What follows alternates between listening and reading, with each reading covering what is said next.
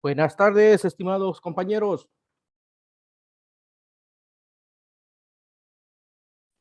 Buenas tardes, doctor. Hola, doctor, buenas tardes. Hola, doctor, buenas tardes. Buenas tardes, doctor.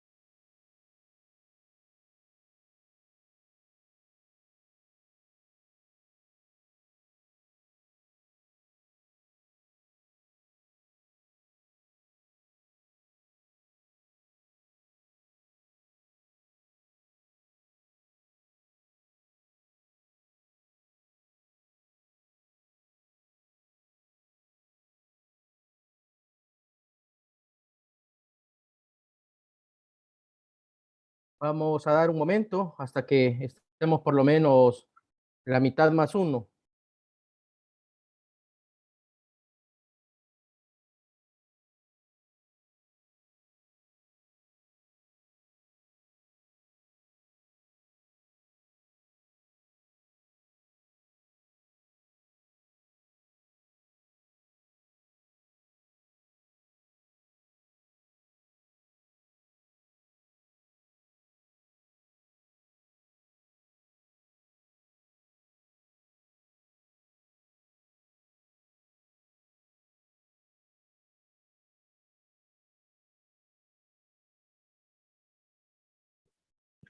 Buenas tardes, doctor.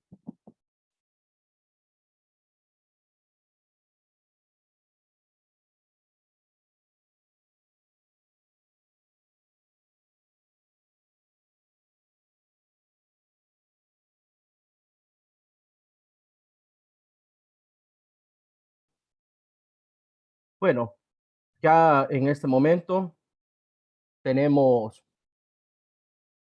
14 personas en el chat.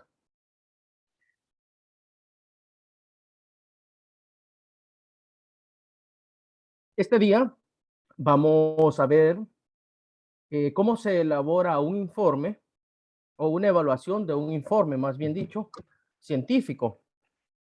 Para este caso, vamos a utilizar un artículo científico a manera de informe. Ustedes saben, informes pueden ser de múltiples tipos, incluida la monografía que ustedes están construyendo. Puede ser un póster, puede tratarse de cualquier otro tipo de literatura, pero este día vamos a analizar el informe que trata de un artículo. Vamos a hacer una evaluación del mismo y entre semana les había subido por acá el artículo que íbamos a utilizar para este taller y también les había pedido que me hicieran el favor de darle una revisada porque es posible que no nos alcance el tiempo para todo lo que tenemos que hacer este día. Era mi intención que ustedes estuvieran un poco familiarizados y que previamente hubieran empezado a encontrar algunos de los, digamos, errores que tiene este documento. Este documento que vamos a ver más adelante, para mí representa una verdadera montaña rusa, ¿verdad? Entre momentos de felicidad, momentos de profunda tristeza y que me dan ganas de llorar cuando lo leo. Pero sí hay algo que es bien cierto y es que con esto ustedes van a darse cuenta de que los errores que hemos venido aprendiendo a lo largo del curso los cometen absolutamente todos y que es bien frecuente en literatura científica y que en muchas ocasiones, por más que un editor se esfuerce por tratar de evitar que este tipo de cosas ocurran, tarde o temprano pues se les terminan colando algunos errorcillos por ahí. Y bueno, este creo que no tiene tan poquito, sino que tiene bastantes. Espero que los podamos encontrar juntos. Antes de empezar la clase, me gustaría compartirles la pantalla porque necesito que revisemos la siguiente actividad. A ver, comparto en este momento.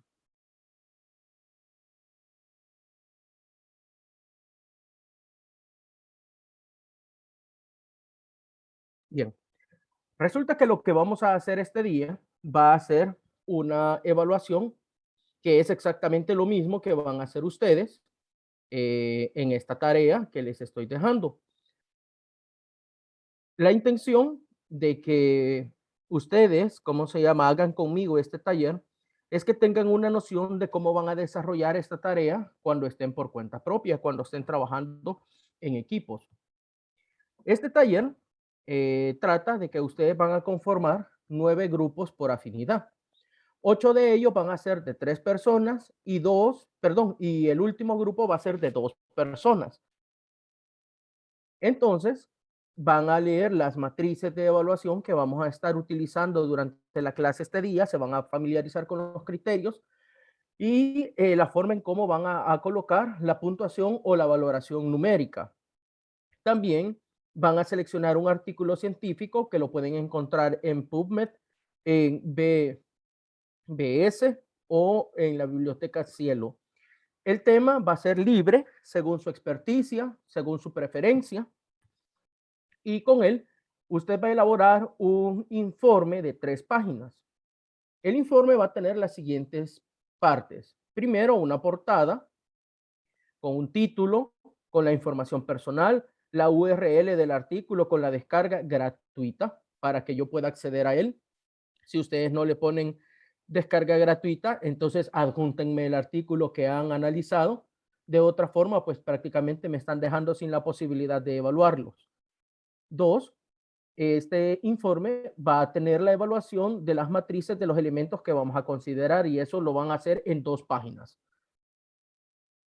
Luego, ¿cómo va a ser el formato de esta evaluación?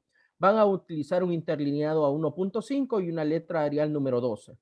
Este informe debe de estar subido en la plataforma de la Universidad Evangélica a más tardar el próximo sábado, o sea, dentro de 8 días, y eso va a corresponder a la semana número 9. Luego, cada grupo va a realizar una presentación oral en formato de video a partir del informe de evaluación. Y con él van a argumentar los porcentajes que le asignaron. O sea que para evaluarlos yo voy a tener el informe escrito que han presentado con todas sus normas de redacción científicas, con el uso de la ortografía adecuada, con que no nos equivoquemos ya con las mayúsculas, que estemos tildando bien las palabras, que estemos redactando adecuadamente, etcétera, ¿verdad? Y junto con eso yo voy a ver un video de la presentación oral que ustedes van a hacer. Este video no va a exceder los 10 minutos. Hasta este momento, pues si ustedes se dan cuenta, las normas están siendo bastante flexibles. Todavía les voy a dejar que ustedes escojan quién va a ser la persona que va a presentar este video. Ustedes lo van a seleccionar. Más adelante, pues estas cosas van a ir cambiando porque necesito ir verificando que todos vayamos avanzando de la misma forma, ¿verdad? Pero en este momento, las reglas son que ustedes escogen a la persona que tenga la mejor oratoria, el que mejor se dé a entender, no sé, ustedes valorarán. El video lo van a subir a la plataforma a más tardar el martes 19 de octubre, también en la semana 9. O sea, 3 días después de que suban el informe escrito de 3 paginitas, van a colocar este video de 10 minutos, siempre en la semana número 9. Estas son las matrices que van a utilizar, que son las mismas matrices que nosotros vamos a emplear a lo largo de esta clase para que ustedes se vayan familiarizando y vayan, digamos, considerando los elementos que en ellas están puestos para que asignen ustedes un porcentaje. Bien, entonces, hagamos un repaso. La primera matriz considera el título, la introducción del artículo. La segunda matriz habla acerca de los métodos y los materiales que se emplean. La matriz número 3 habla acerca de los resultados. La matriz número 4 acerca de la discusión. Y vamos a tener una matriz número 5 que nos va a servir para evaluar las referencias bibliográficas, así como una matriz número 6 que nos va a dar, digamos, la posibilidad de verificar que también están elaboradas las tablas y las figuras de este documento. A manera de recomendación, no escojan un artículo demasiado grande. La misma ponderación o valor van a tener aquellos que escojan un artículo, ya sea de 100 palabras, perdón, de 100 páginas como de 5 páginas. De hecho, algo de lo que en este momento me costó a mí para tratar de plasmárselos en la clase que vamos a ver es encontrar un artículo que tuviera todos los formatos INRAD, que digamos, su resumen estuviera debidamente estructurado y que pudiéramos encontrar toda la riqueza de la evaluación de estas matrices en un artículo que fuera pequeño. Este artículo es de apenas 6 páginas, como ustedes pudieron revisarlo. La idea era que tuvieran presentes todos los elementos. Tampoco pues los iba a poner a lo largo de la semana que hicieran una lectura de 30 páginas, ¿verdad? Pero esa es una recomendación. No vayan a buscar el artículo más grande, no busquen el artículo más complejo tampoco. No busquen el peor artículo, porque eso pues iba a ir en detrimento de la evaluación que tengan que hacer, porque de artículos mal hechos encontré una cantidad que ustedes no se imaginan, ¿verdad? Entonces, bueno, arrancamos un poquito con lo que es este día nuestra clase. Y a lo largo de ella, la intención es que ustedes se familiaricen sobre cómo tienen que desarrollar su tarea. Bien, informe de evaluación de una investigación científica. Nuestro contenido único de este día es el taller de revisión de el informe de investigación. Acá ustedes tienen ejemplos de los lugares de donde pueden tomar sus artículos. Tenemos diferentes revistas relacionadas con epidemiología y, ¿cómo se llama? En ellos van a encontrar artículos de diferente índole, del orden de salud pública, de epidemiología, acerca de epidemiología clínica, epidemiología hospitalaria, geoepidemiología, epidemiología genética, etcétera, ¿verdad? Bien. Lo que yo les voy a mostrar es un formato estandarizado acerca de cómo la red de programas de epidemiología y salud pública de la región para América y República Dominicana y Panamá evalúan los trabajos digamos que anualmente se presentan. TEFINET es una red creada a partir de los CDC que hacen una red de investigadores de epidemiología de campo y anualmente, pues, no solamente están teniendo formación en el tema de epidemiología de campo, en el tema de brotes, en el tema de reglamento sanitario internacional, sino que constantemente están haciendo investigaciones y estas investigaciones una vez al año se llevan a un certamen. Entonces, una vez al año participan personas de América Latina y el TEFINET se realiza en diferentes partes del mundo. En esta ocasión, para el año 2021, este es el logo del TEFINET de la Conferencia de las Américas.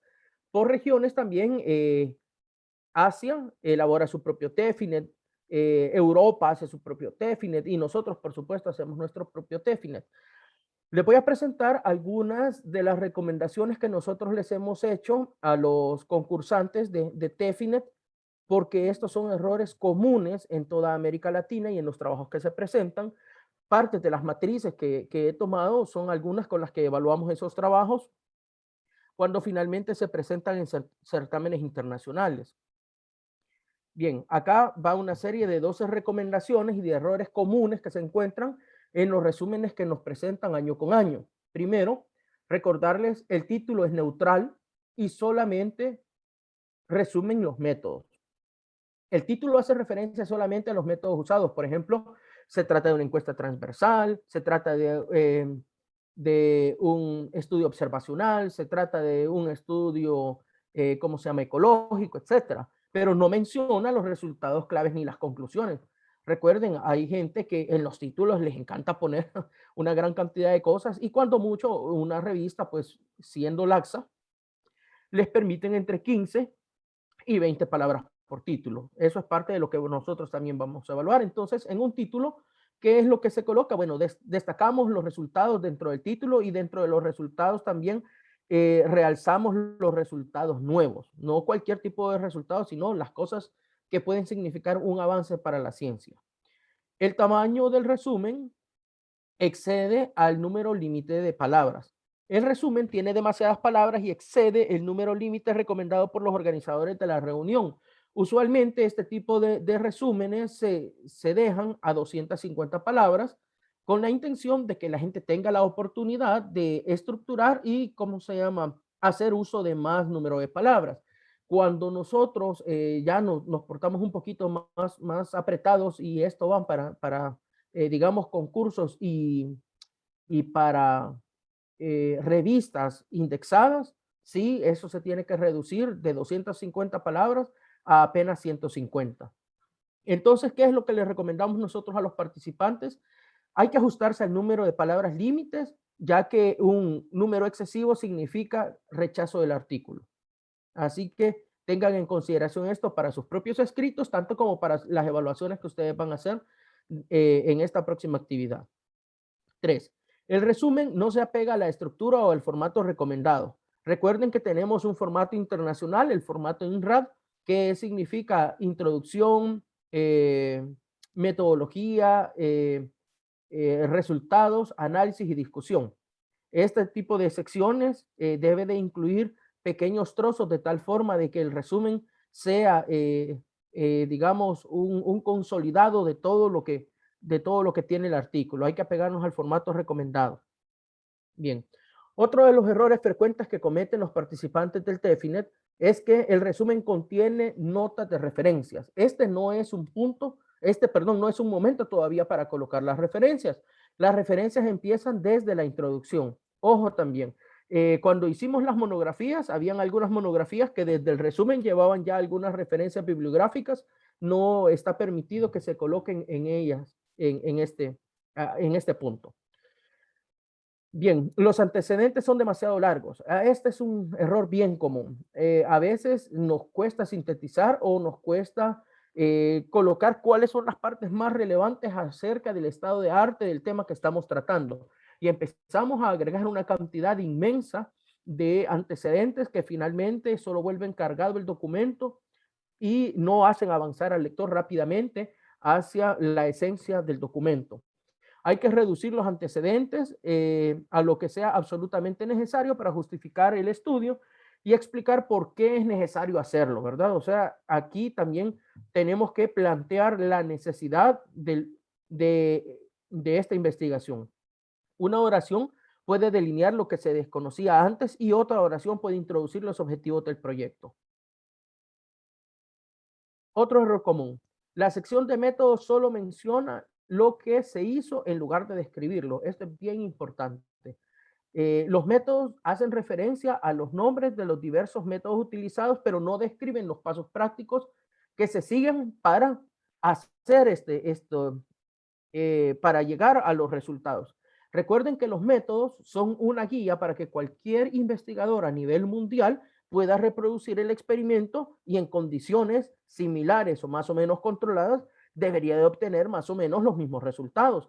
Pero si nosotros hacemos telegrafiados los métodos y no explicamos claramente cuál es el proceso ni describimos los pasos, difícilmente este experimento pueda repetirse en otra latitud. Describa lo que se hizo en vez de enumerarlo. Por ejemplo, en vez de describir o de decir, llevamos a cabo un estudio en el vecindario para emparejar casos y controles, se debería decir, se definieron los casos como, se describe, y se compararon entre ellos usando pares de controles reclutados en casas vecinas más cercanas. 7. Los métodos que se usaron para analizar los datos no son mencionados. Este quizás es el error más frecuente que se encuentra en toda la literatura científica. Al investigador se le olvida colocar cuáles fueron los métodos que utilizaron. Y finalmente quieren que por fe el lector termine creyendo todos los resultados. De verdad que si usted no coloca los métodos que utilizó para analizar la información, o puede presumirse que todo es falso o puede presumirse que todo se lo ha inventado. Fíjense que en muchas ocasiones la gente dedica bastante espacio a colocar cuál fue el software que utilizaron para el análisis. No es raro que ahí agreguen SPSS, Minitab, ArcGIS, que utilicen Excel, que pongan R, etcétera, que es importante, pero es menos importante eso, por ejemplo, que colocar que utilizaron riesgos relativos, odds ratios, promedios ponderados, razones estandarizadas de morbilidad, prevalencias, etcétera. Ese tipo de cosas sí son claves para que podamos entender cuál es, digamos, el verdadero poder, peso o potencia estadística de los resultados que se están presentando. No tanto a dónde lo procesó. Realmente usted puede utilizar SPSS para hacer una suma y también puede utilizar una calculadora. Realmente que use SPSS no le da un plus si lo que usted está calculando pues no es relevante. Bien, otro error frecuente. Los resultados no presentan suficientes datos. El texto se refiere a hallazgos que no son respaldados por datos que estén debidamente cuantificados. Por ejemplo, se mencionan que las tasas se duplicaron en determinado periodo sin decir cuál fue la incidencia anterior ni decir tampoco cuál es la incidencia actual. O sea, por fe tenemos que creer que es el doble, ¿verdad? Bien, algunos resultados aparecen por primera vez en la sección de conclusiones. Este es un error, así como en muchas ocasiones la primera parte de los resultados se utiliza para terminar de describir los métodos que se le olvidaron al investigador. En muchas ocasiones las conclusiones sirven para meter algunos hallazgos que se le olvidaron también al investigador en la sección de resultados. Así que hay que tener un poquito de orden en este sentido y hay que evitar la inclusión de resultados en las conclusiones. La sección de conclusiones incluye hallazgos que son mencionados por primera vez, pero que corresponden a la sección de resultados. Asegúrese de que todos los resultados estén contenidos dentro de la sección de resultados y que todas las conclusiones se construyan con base a resultados presentados en la sección anterior. Muy bien, entonces, ojo acá. Ni se deben de presentar los resultados en las conclusiones, ni se deben de hacer conclusiones que no estén debidamente respaldadas en resultados. Ojo, que aquí la majada también empieza a inventar conclusiones, empiezan a meter un montón de digamos, cosas que presumen, pero que no han investigado y que por supuesto no tienen un respaldo dentro de la investigación. Décimo error, las conclusiones repiten datos ya presentados en los resultados. Onceavo error, las recomendaciones no se basan en datos presentados. Ese es otro error bien grave. Así como se presentan resultados donde no son, las conclusiones se hacen con base a elementos que no fueron investigados y las recomendaciones se hacen con base a conclusiones que no existen tampoco. Ojo, hay que tener orden en todo lo que estemos haciendo y aunque sea lo más evidente del mundo, usted no puede presumir algo que no ha investigado. Sus recomendaciones tienen que estar basadas solamente en las cosas que usted investigó. Bien, entonces, una vez que vimos ya cuáles son los errores más frecuentes que cometen los investigadores de la red de epidemiología de campo de los CDC de Atlanta para todos los certámenes año con año, porque les podría decir de que esto que fue tomado de las recomendaciones que les hicimos el año pasado, seguramente van a ser las de este año y seguramente van a ser las del año siguiente porque son errores que frecuentemente se están repitiendo. Ahora vamos a hacer nuestra propia estructura del informe de investigación. Primero que nada, un informe de investigación se divide en tres partes. La primera es donde está el título y los autores, que incluye el resumen y las palabras claves. Luego tenemos el cuerpo, donde está el INRAD, que es el informe de investigación. Y finalmente vamos sobre la diagramación, que incluye las tablas, las figuras y las referencias bibliográficas. Bien, les pedí que me hicieran el favor de revisar previamente este artículo, porque junto con ustedes vamos a ir colocándole una nota a estos autores. Vamos a ver. Voy a abrir en este momento para la participación. Vamos a empezar con la doctora Celina Solís. Vamos a ver.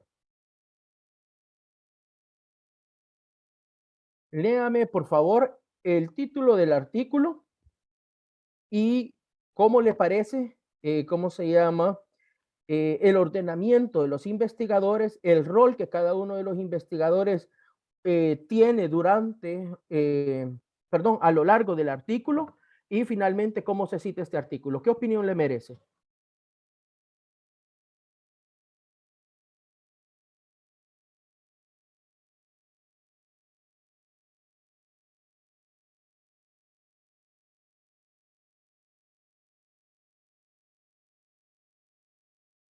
Hola, hola, disculpen, ¿me escuchan?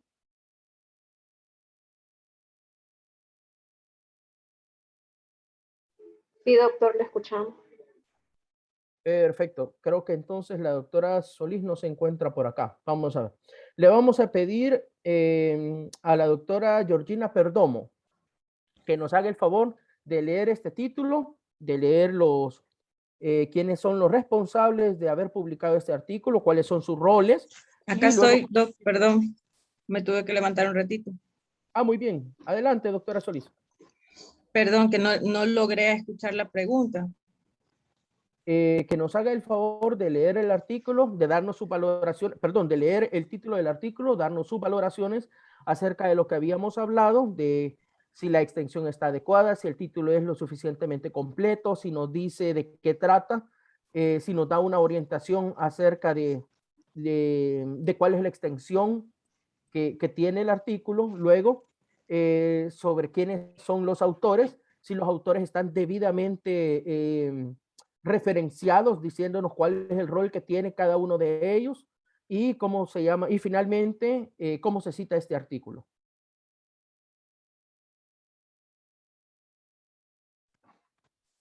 Vale, primero, el tema es comportamiento clínico epidemiológico de pacientes con dengue. Estudio comparativo.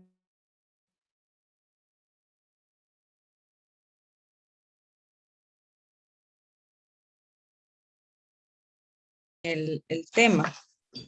Sin embargo, me llama la atención que inicia con la palabra de comportamiento, incluso un estudio comparativo de 2 series de casos. Hay que iniciar primero definiendo qué sería un informe de caso y una serie de casos y la cantidad de los artículos que lo componen como tal, cada uno.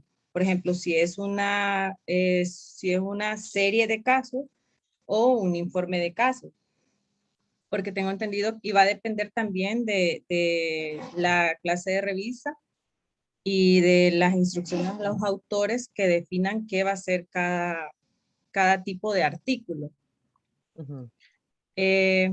También la parte de donde mencionaba de los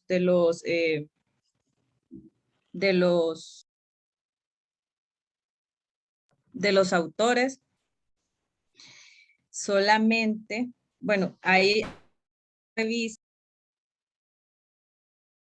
revistas que mencionan que tienen que ir según el orden de contribución que han brindado en el artículo y que mencionan el lugar donde trabajan, que no es necesario, eso es según la instrucción a los autores, dependiendo de la revista, y que no es necesario colocar el cargo, sino el lugar donde trabajan.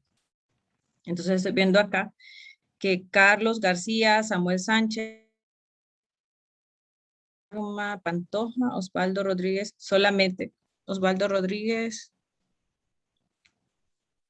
Ana Navarro, los citan que se encuentran en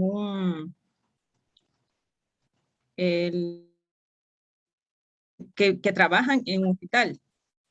Tuve problemas de conexión, perdón. Sí, no hay problema. Que trabajan en un hospital, al igual que sí que está algo raro como lo han puesto, pero sí, según tengo entendido que va a depender de la instrucción a los autores, incluso cómo va a ir el orden de las citas, puedo decir al momento. Ok, bien. Yendo de lo general a lo particular. Primero que nada, se trata de un artículo relativamente reciente. Miren, es del año 2021. Ha sido citado o debería de ser citado como del 14 de junio del año 2021. Miren qué interesante. O sea, estamos agarrando algo relativamente fresquito. Comportamiento clínico epidemiológico de pacientes con dengue. De esto se trata el artículo, a través de una metodología que es el estudio comparativo de 2 series de casos. O sea, a lo largo de este artículo yo esperaría que me describan 2 series diferentes de casos y luego que las comparen. Para compararlas, desde ahorita intuyo que deben de haber algunas métricas estadísticas acerca de concordancia para ver si esta comparación, ya sea que se acerque o que se separe, es estadísticamente significativa. Bien, eso son las primeras nociones que se me vienen a la cabeza cuando leo esto. Hay algo que me queda haciendo falta en el título y es ¿a dónde? El comportamiento clínico epidemiológico de pacientes con dengue a nivel mundial, en el continente americano, en Cuba, en la provincia de Cienfuegos, de donde procede la mitad de las personas que están ahí, del Hospital General de la provincia de Cienfuegos. ¿De dónde? La verdad es que si bien el título tiene 1, 2, 3, 4, 5, 6, 7, 8, 9, 10, 11, 12, 13 palabras, porque clínico epidemiológico se cuentan como una cuando tienen ese guión en medio, y eso es interesante también porque esa es, digamos, como una argucia que se utiliza cuando a uno ya no le alcanzan las palabras, ¿verdad? Entonces junta 2 palabras con un guión y eso cuenta como una. Fíjense que se quedaron cortos en decirnos a dónde es el estudio de las 2 series de casos que nos van a presentar. Por otro lado, como señalaba la doctora Solís, aquí tenemos algunas dificultades para contextualizar acá quién es el autor principal. Se supone que el autor principal es la primera persona que aparece. Sin embargo, acá no se le da la categoría de investigador principal, sino que solamente se listan que todas aquellas personas que tienen un superíndice 1 pertenecen al Hospital General y aquellas personas que tienen el superíndice 2 corresponden a la Universidad de Ciencias Médicas de Cienfuegos. Ojo que hay algunos autores donde los asesores van al final o aquellos revisores o aquellos investigadores senior van al final. Entonces son aquellas personas que le dan, digamos, como relevancia y digamos, caché a la investigación. Pero aquí no queda claro realmente qué es lo que ha pasado. Así que no están claramente definidos los roles de estas personas. Vamos a ver si al final del documento también queda claro esto, porque existen algunos tipos de documentos en donde las revistas permiten que usted al final agregue un listado de qué es lo que hace o cómo contribuye cada uno de los autores. De momento, solamente los han dividido por el lugar de procedencia del lugar de trabajo. Bien. Vamos a ver el resumen. En esta ocasión, le vamos a pedir a la doctora Georgina Perdomo que nos haga el favor de revisar este resumen y que nos dé sus valoraciones. Hola, buenas tardes. Buenas tardes. Ok, en el resumen, fundamento, la enfermedad causada por el virus del dengue constituye un serio problema de salud para los países tropicales. En la última década se ha asistido a la reemergencia de esta entidad en Cuba, con evidentes cambios en su comportamiento clínico. El objetivo, comparar el comportamiento clínico epidemiológico entre 2 series de casos de pacientes con diagnósticos confirmados de dengue en periodos de tiempo diferentes. Métodos, estudio descriptivo comparativo que incluyó a 2 series de casos de pacientes hospitalizados con diagnóstico confirmado de dengue. La serie A con una muestra de 83 pacientes atendidos en 2017 y la serie B con muestra de 327 atendidos en 2018. Se analizaron variables como edad, signos y síntomas, hallazgos clínicos, signos de alarma, perdón, formas graves e indicadores. No alcanzo a ver la última línea. De calidad de atención en pacientes con dengue. Y luego los resultados, en general predominó el síndrome febril agudo, aunque otros signos y síntomas como la astenia, anorexia, rash y dolor retroocular manifestaron mayor incidencia en la serie B. En ambos grupos, el hallazgo paraclínico más frecuente fue la linfocitosis. En la serie B, los estándares de calidad para la atención a pacientes con dengue se vieron más afectados, así como también presentó mayor tasa de signos de alarma, formas graves y complicaciones. Conclusión, aunque el estudio analizó series de pacientes en 2 periodos consecutivos, fue evidente el comportamiento más complejo en la segunda, dado por la mayor incidencia de síntomas y por cifras menos favorables de los estándares de calidad establecidos para la enfermedad. Vaya. En cuanto al fundamento,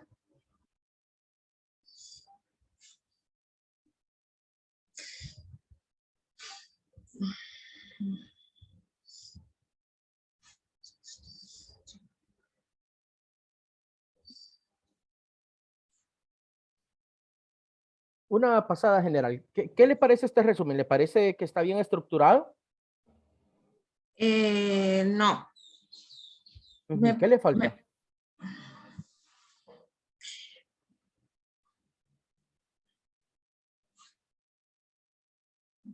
La introducción no tiene que ir en este punto. Ajá, solo que la introducción comprendo yo que la han dividido entre fundamento y objetivo. Ajá, porque se supone que tenemos que ir primero de lo general a lo particular y luego ya a lo específico de lo que nosotros nos vamos a, o de lo que se va a tratar el estudio, ¿verdad? Correcto, correcto. Aquí está el objetivo de lo que va a tratar el estudio. Ajá.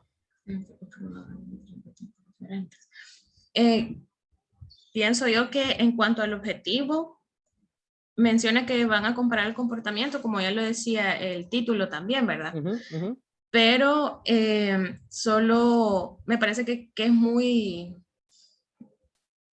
vago el objetivo, porque solo dice de que se van a comparar periodos de tiempo diferentes, pero digamos al lector no le ayuda en qué periodo. Por ejemplo, si yo estoy investigando un periodo de tiempo X, ¿verdad? No voy a poder hacer yo uso de este estudio si no me dicen preliminarmente en qué tiempo, si no delimitan el tiempo y el lugar, como usted lo mencionaba al principio en el título.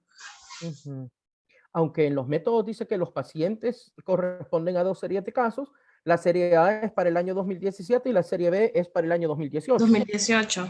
Ajá.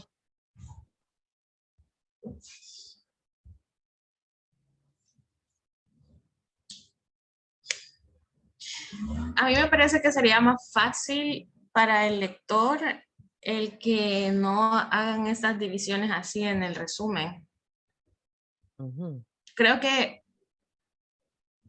que no es como de fácil comprensión para alguien que ande buscando o se quiera auxiliar de un estudio como este.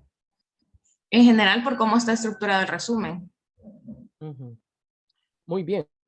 ¿Alguien más quiere participar en este punto? Vemos, quiero ver. Yo. Isalia tiene la mano arriba, ¿sí? Buenas tardes, doctor. Si no me equivoco, el resumen también tiene que tener máximo de 250 palabras. Y lo otro, lo que decía también la compañera, que yo es primera vez que yo veo un resumen que va dividido. Por lo general, todos los resúmenes tienen que llevar una secuencia y sí va dentro de resumen todas esas cosas, pero no se pone qué objetivos, qué métodos. O sea, uno va escribiendo y va, o sea, el resumen tiene que ser algo que vistoso para el lector y de una forma fácil para que él vea qué va a ver en ese documento que le está leyendo. Ok, disculpen, ¿alguien alguna vez había leído un resumen estructurado donde aparezcan estas divisiones, estas secciones de un resumen?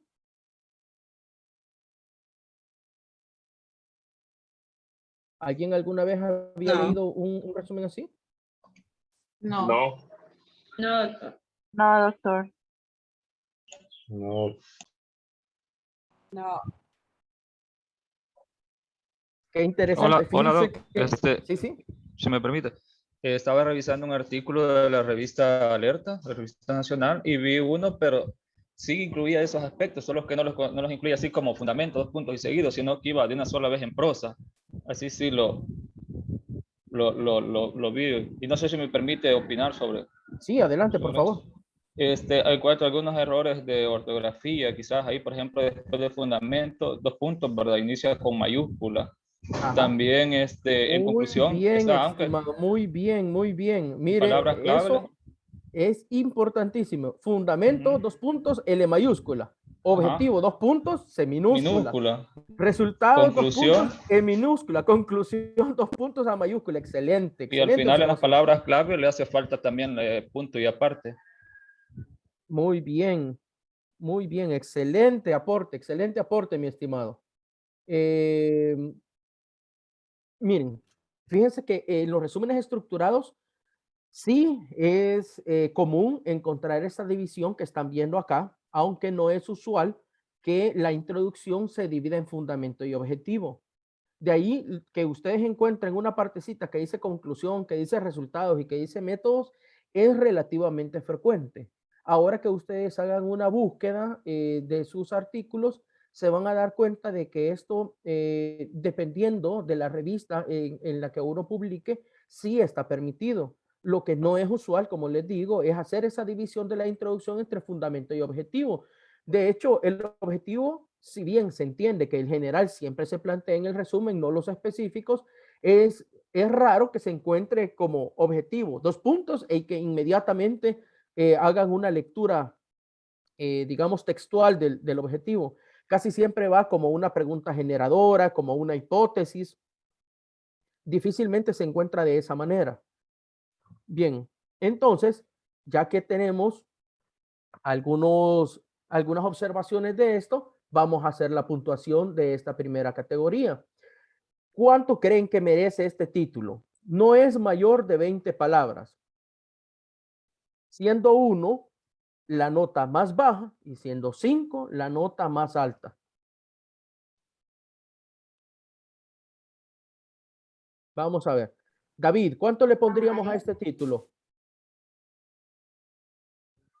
Un 2, un 3, diría yo. Un 3. Vaya, muy bien, un 3. Vamos a ver. Gracia, ¿cuánto le pondríamos a los autores y colaboradores? Y si se describe el rol de cada uno de ellos. Buenas tardes, doctor. Pienso que un 3. ¿Se describen los roles de cada uno de ellos? No, no describe los roles, describe nada más a qué institución pertenece cada uno de ellos. Aquí la verdad no sabemos si el primero fue el primero porque es el autor principal o al final iban los asesores que eran los investigadores senior. Eso no lo sabemos, fíjense. Sí. Muy bien. El resumen está en formato IMRAD. Isalia.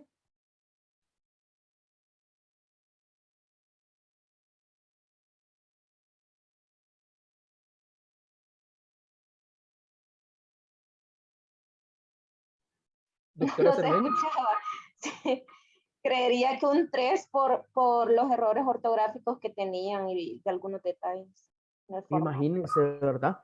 Escribir es una cosa recientita y cuánta elegancia le quita a los autores haber publicado con errores de ortografía y que su IMRAD, su I de introducción, estaba dividida entre fundamentos y declarando un objetivo, ¿cómo se llama? Que no iba en prosa, sino que directamente estaba citado. Eso hace que, si bien el documento tenga coherencia, porque hasta este momento no se ve demasiado incoherente, de hecho, pareciera, pinta que pueda ser un buen artículo, ¿cómo se llama? ¿Cómo empieza a hacer agua, verdad? Desde la primera página.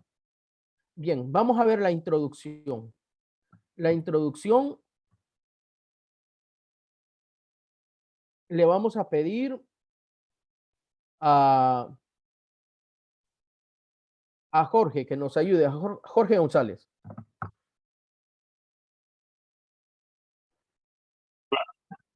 Vale. A ver. Leo esa parte que he puesto ahí. Sí, sí, por favor. Ok. Introducción. La idea es que ya no nos detengamos demasiado, ¿verdad? Que hagamos una lectura rápida y luego nos vayamos a la evaluación, porque en teoría ya todos leímos esto y solo quiero hacer énfasis sobre algunos elementos, o yo voy a ir conduciendo y les voy a ir preguntando sobre algunos elementos que me llamaron a mí demasiado la atención para ver si ustedes los notaron, pues porque la lógica es que ya todos leímos el artículo. Ok, voy. Introducción. La preocupación por el incremento de enfermedades transmitidas por vectores a nivel global ocupa espacios de reflexión e intercambio entre expertos y científicos de la salud. Desde el año 2000, el dengue se ha convertido en la segunda enfermedad transmitida por el mosquito a nivel mundial. Reto que implica directamente a las autoridades sanitarias ante este virus. La Organización Mundial de la Salud, OMS, lo define como una enfermedad febril aguda, transmitida por la picadura de la hembra del mosquito Aedes aegypti. Y la clasifica en dengue sin signos de alarma, dengue con signos de alarma y dengue grave, en el que se engloba ahora el síndrome de choque de dengue y otras complicaciones graves como la miocarditis, encefalitis y hepatitis. Muy bien, aquí nos vamos a tener un momentito. En nuestro país, nosotros ya no hablamos de dengue hemorrágico y no hablamos de, ¿cómo se llama? Choque por dengue. Nosotros actualmente utilizamos la clasificación de dengue con y sin signos de alarma y dengue grave, ¿verdad? Esta es la clasificación que se hizo a partir del estudio DENCO. ¿Ustedes saben desde cuándo estamos utilizando estas nuevas definiciones de caso? ¿En qué año nosotros pasamos de hablar de dengue clásico y dengue hemorrágico a hablar de dengue con y sin signos de alarma y de dengue grave? Desde el 2015. 2015, por ahí, 2016. 2016. Fue en agosto de 2015, exactamente. Muy bien, excelente. Adelante, continuemos, porque parte de las cosas que vamos a ver contradictorias tienen que ver con eso. Démosle. Bueno, cerca de 3.000 millones de personas viven en zonas donde existen riesgos de contraer el dengue. La OMS estima en alrededor de 390 millones las personas infectadas cada año, y de ellas 96 millones manifiestan la enfermedad clínicamente, con un saldo anual que de 20.000 muertes aproximadamente, que de 20.000. Además, se consideran como riesgo exponencial en el dengue la cocirculación de arbovirus emergentes, Zika y chikungunya, y las coinfecciones, infecciones respiratorias agudas, leptospirosis, etc. Este mapa epidemiológico... Una pausita ahí. Jorge, sonó raro eso, ¿verdad? Con un saldo anual que de 20.000 muertes aproximadamente. Un error de... edición, ahí cuando estaban... Ajá, un error de sintaxis, ¿verdad? De sintaxis. Muy bien. Hasta este momento parece que la introducción está debidamente citada. El primer párrafo tiene 3 citas, el segundo párrafo tiene 4 citas, hasta ahí donde vimos ese bache, hay 4 citas que van de la 3 a la 7. Muy bien, continuemos. Este mapa epidemiológico aumenta el riesgo de casos graves, la letalidad y los costos por hospitalización, por lo que se considera un serio problema de salud, llegando a generar una alarma internacional. Quizás solo comentar algo, perdón, antes de seguir. Adelante, adelante, adelante. En el párrafo donde está y las coinfecciones, y no especifica, es decir, se especifica entre paréntesis, pero dice coinfecciones, no sé, tal vez se pudo haber redactado de una forma diferente. Claro. No me quedo, o sea, como hacer la lógica de poner un paréntesis es que si usted quita el paréntesis, la idea se entiende sin necesidad del paréntesis, ¿verdad? Pero aquí no se entiende si yo quito el paréntesis. ¿Verdad? Entonces, sí. Ese paréntesis está de más, muy bien en la redacción. Muy bien, debió haber sido, y las coinfecciones, tales como infecciones respiratorias, leptospirosis, etcétera. No había necesidad de meter un paréntesis ahí, de hecho está forzado. Para ahorrar palabras, quizás. Continuemos. En Cuba, el dengue comienza a reportarse a partir del año 1977, fecha en que se produjo una epidemia de dengue clásico que afectó al 50% de la población cubana. Además, se reconoce que en el año 1981 fue introducido en el país el serotipo 2 del virus, que provocó 24.000 casos de fiebre hemorrágica por dengue y 10.000 casos de síndrome de shock por dengue, reportándose 158 defunciones. Una pausita ahí. ¿Están bien escritos los números de acuerdo con la ortografía que vimos de los números en la clase anterior? Sí. Perfecto. Adelante, continuemos. Solo una cosa. ¿Sí? ¿Utilizaron la palabra shock en el anterior o fue choque? Veamos. Choque de dengue. Ajá. O sea que aquí están metiendo un anglicismo, miren. Ajá. Okay. Sigo, ¿verdad? Sí, adelante. Cienfuegos no estuvo exenta de este fenómeno y existe un excelente estudio acerca del mismo bajo la autoría del doctor Alfredo Espinosa Brito.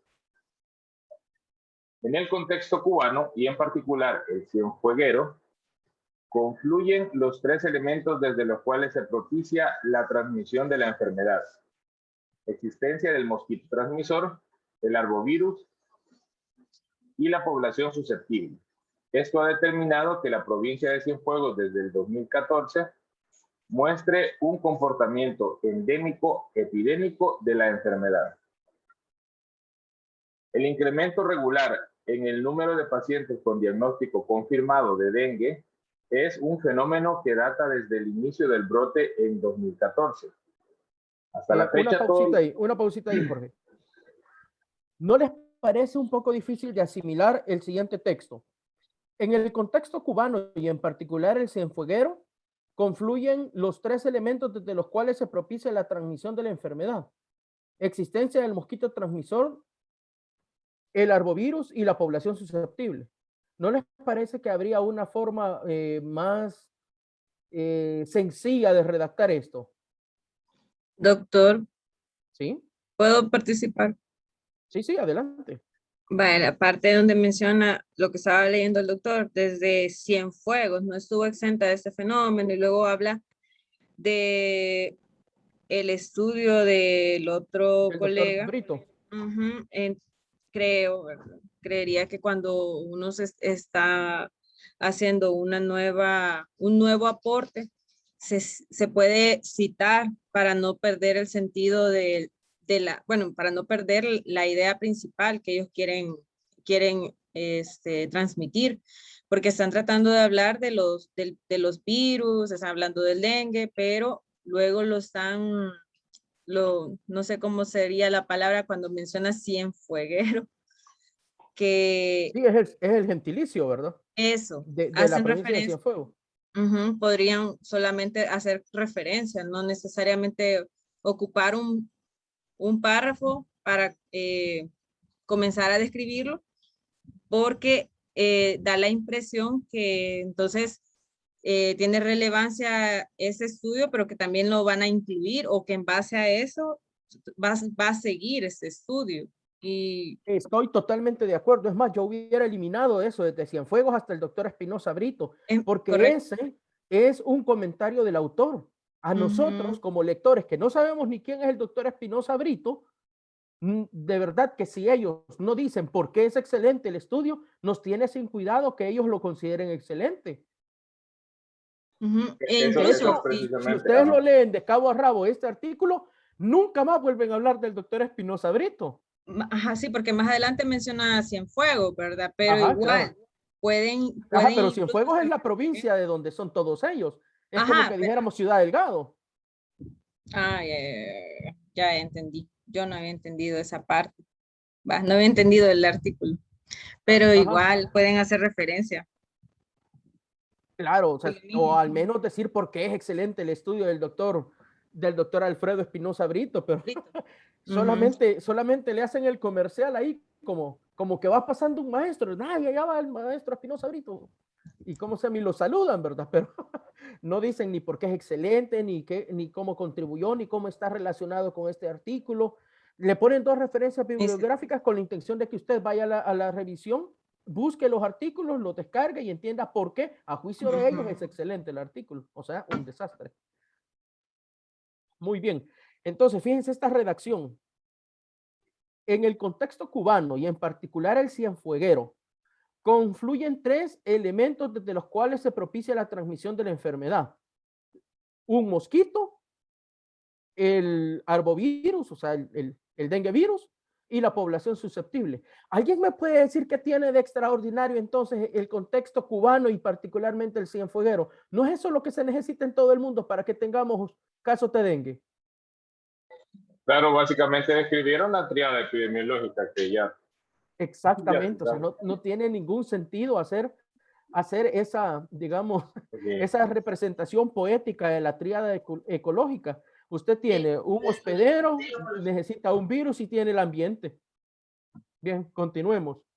Qué bueno que se han dado cuenta de esos, ¿cómo se llama? Desaciertos. Ok. ¿Dónde me quedé? Hasta la fecha, todos los pacientes. Sí, perdón. Ay, ya me perdí. De verdad que no lo encuentro. Acá después de 9 hasta de la fecha, okay.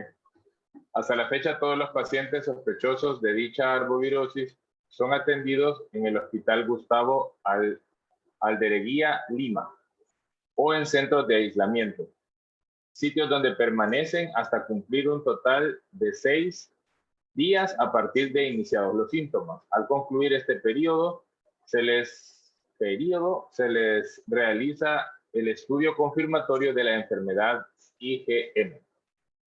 Vaya, oigan esto.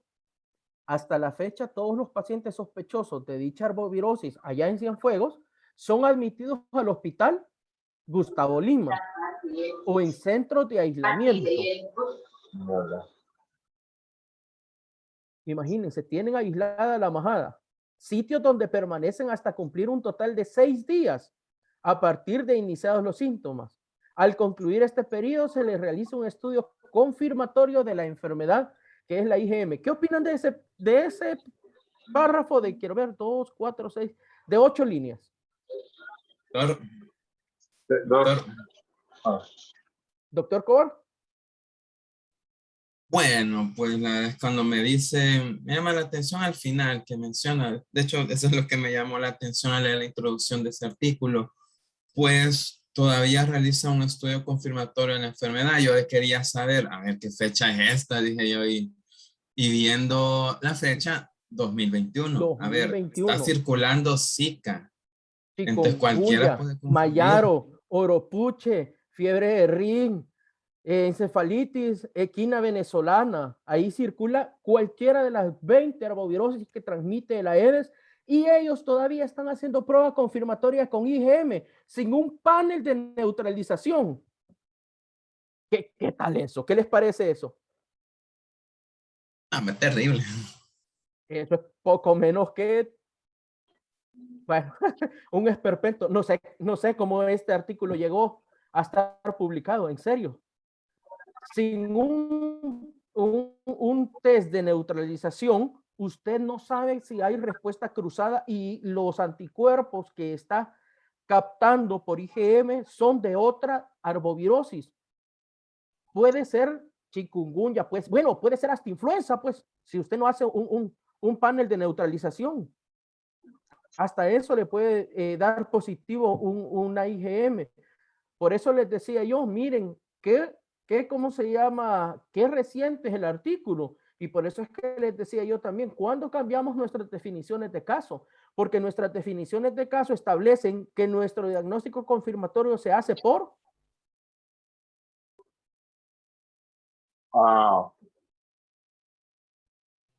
biología PCR, molecular, por PCR, nunca por serología. Imagínense, tienen metida a la majada, la aíslan 6 días hasta que concluyen 6 días de la fecha de inicio de síntomas para tomarles el examen confirmatorio de IgM.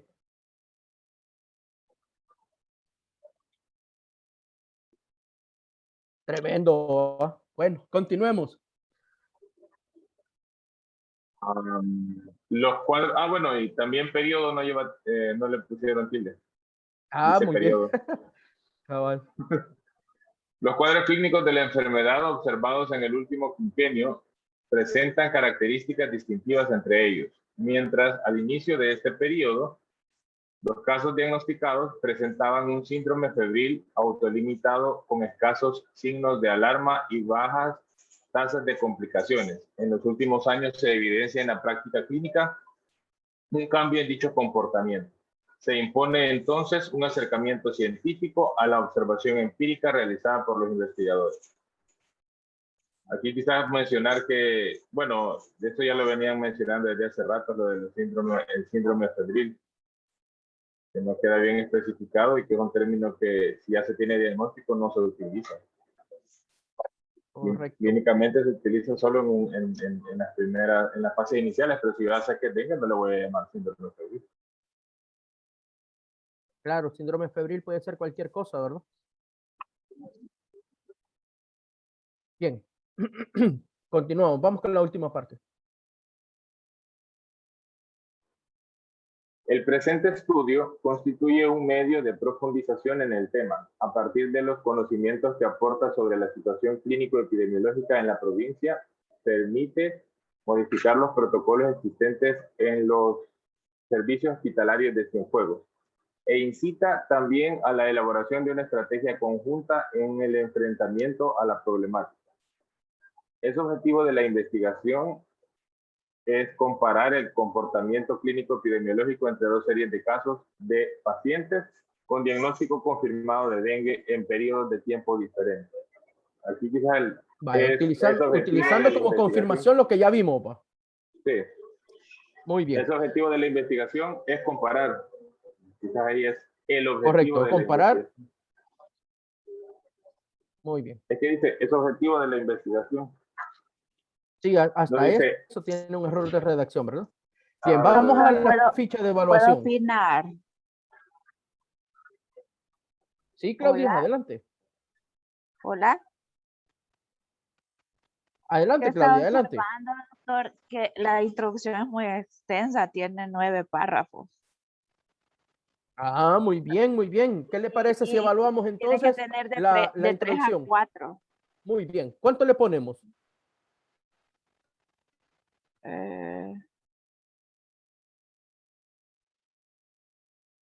3. Muy bien, pongámosle 3. Ni bien ni mal. Describe el estado actual y el problema a desarrollar. Más o menos, o sea, ahí hay algunas, se tropieza un poco con los conceptos más recientes de la definición de caso, aunque sí intenta hacer ir de lo general a lo particular, es decir, habla de la OMS, pero no habla mucho de las regiones, es decir, se salta de la OMS a Cuba y no pasa por Latinoamérica o por otras zonas donde hay dengue para venir cayendo en Cuba y luego en su provincia. No, y no pasa a Cuba, pasa directamente hacia Cienfuegos. A Cienfuegos, ajá. Ajá. O sea, de estar describiendo lo que pasa en el mundo, no pasamos por El Salvador, sino que nos fuimos directamente a Tepecoyo, por ejemplo. Sí. Y en el camino, ¿cómo se llama? Como que la línea recta la abandonan por un momento y le dan su cumplidito ahí al doctor Brito también, ¿verdad? Que es parte de lo que no se debería de hacer, porque eso no tiene nada que ver con el estado actual ni con el problema a desarrollar. Así que, ¿cuánto le ponemos, Jorge? Yo creo que es un poquito más, para mí 2. Muy bien. Wendy, ¿cuánto le ponemos? ¿Tiene brechas? 1. ¿Identifica brechas de conocimiento actual? Es lo que quería comentar. En toda la introducción no describe la justificación de por qué está comparando los dos grupos de pacientes. ¿Qué es lo nuevo que quieren investigar del dengue? Si ya está claro un poco la sintomatología y que no están utilizando como que métodos actuales para confirmarlo tampoco. Entonces, ¿qué es lo nuevo? No lo justifica. Levemente dice que como que se les tochan más ahora que antes, ¿verdad? Pero no lo deja del todo claro.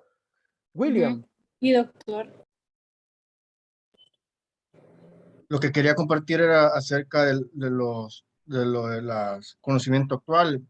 Según veo dentro de la introducción, el último dato que dan es del 2014, dicen hasta la fecha, pero después del 2014, pues sí se han dado otras cosas que ya se tienen conceptos que ya se tienen más claros, que no se han tocado, sino que se han quedado de los del 2014.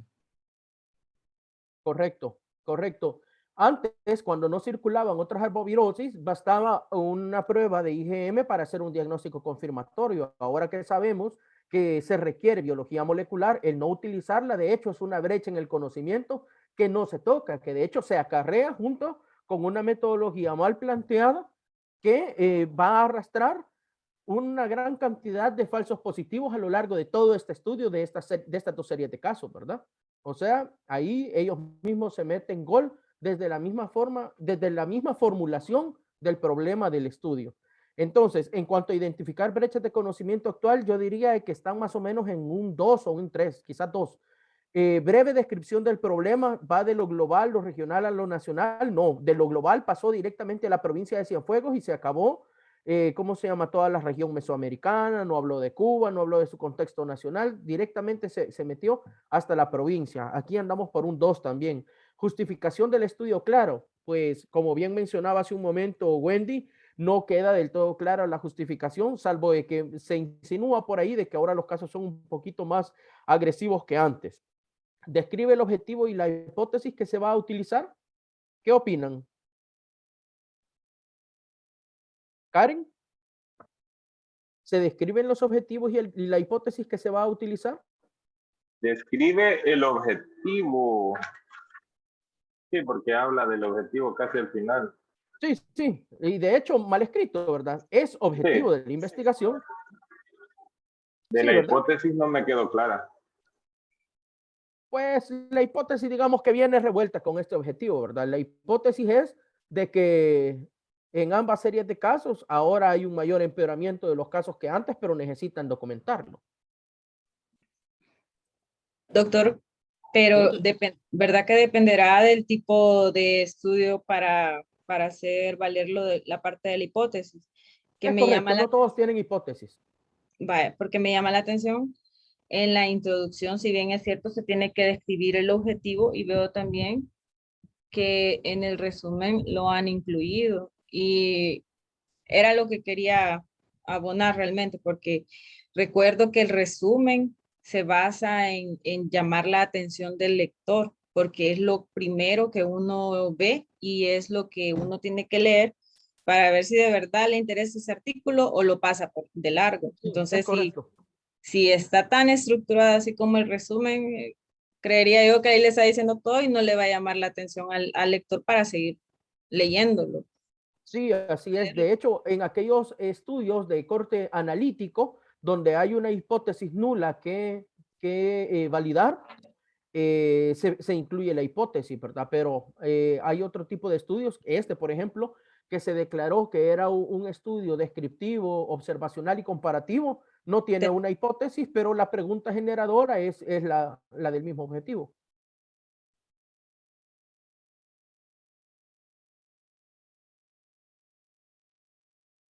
Bien, documenta hechos con referencias, pareciera que sí, ¿verdad? Eso más o menos de una forma decentita lo ha ido presentando. Así que a eso le podríamos dar un 4. Bien, avancemos entonces. Métodos. Le vamos a pedir a Denise que nos ayude con los métodos. Métodos. Se realizó un estudio con diseño descriptivo comparativo en el que fueron analizados dos series, A y B, de casos de pacientes hospitalizados en el HGAL de Cienfuegos con diagnóstico de IgM confirmado de dengue. Dicha información se obtuvo en las bases de datos del Centro Provincial de Higiene y Epidemiología de Cienfuegos. La serie A comprendió una muestra aleatoria simple representativa del 23% de pacientes con esta entidad, atendidos entre enero y diciembre de 2017. La serie B comprendió una muestra aleatoria simple representativa del 42% de los atendidos entre enero y diciembre del 2018. Se Una revisaron pausita ahí, una pausita. Denise, ¿usted se siente conforme con creer a ciegas de que la muestra que tienen ellos es representativa con solo que le digan qué proporción representan del universo? No, porque en todo lo anterior en ningún momento me dan como una historia de esos años, solo hablan del 2000 del 2000, ¿qué? 2020 para acá, no hablan del 2017, del 2018. Entonces no hay... Los métodos, uno debe de plantear claramente qué tipo de muestreo se hace y bajo qué metodología. Pero acá decir que el muestreo es representativo porque tengo el 42% o porque tengo el 23% de los pacientes, eso no lo hace representativo. ¿Cuál fue el efecto de diseño que utilizaron? ¿Fue efecto de tipo 1, 2, 3? No se sabe. O sea que acá, por fe, les tenemos que creer que la muestra es representativa y les tenemos que creer también que es aleatoria simple, solamente porque lo han declarado, pero no nos dan ningún elemento para confirmar si efectivamente la muestra fue aleatoria, cuál fue el método que emplearon para garantizar esta aleatoriedad, si hubo recambio, si no hubo recambio, si fue un muestreo aleatorio estratificado, si fue por conglomerados. Aquí dice que es simple y es representativa, pero esa es muy la opinión de los investigadores. Así que ojo aquí con esto, que no queda del todo claro. Bien, continuamos. Se analizaron variables cualitativas y cuantitativas. A cada una se le dio el tratamiento estadístico de acuerdo a su distribución, escala y tipo. Para cada serie se analizó grupos de edades, 18 a 39 años, 40 a 69 años, más de 70 años, signos y síntomas, fiebre, cefalea, dolor retroocular, astenia, mialgia, rash, lumbalgia, anorexia, hallazgos clínicos, leucopenia, leucocitosis, linfocitos reactivos, predominio linfocitario, signos de alarma, edema perivesicular, trombocitopenia, dolor abdominal, serositis, lipotimia, vómito, sangramiento, formas graves, shock por dengue, encefalitis, miocarditis, hepatitis e indicadores de calidad de atención en pacientes con dengue según la OPS. El estudio ha sido aprobado por el Consejo Científico del Hospital. Muy bien. Denise, le entrego un cuchillo. Rebane todas las columnas derechas de esta lámina, por favor.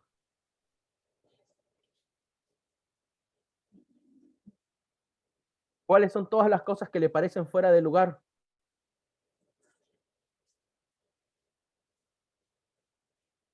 Primero tendrían que haber, porque generalizaron cualitativas y cuantitativas, tenían que haber clasificado primero cuáles son las cualitativas y así describirlas, y después cuáles son las cuantitativas y así describirlas, porque así lo general, bueno, al lector a veces no le queda muy claro cuáles van a ser.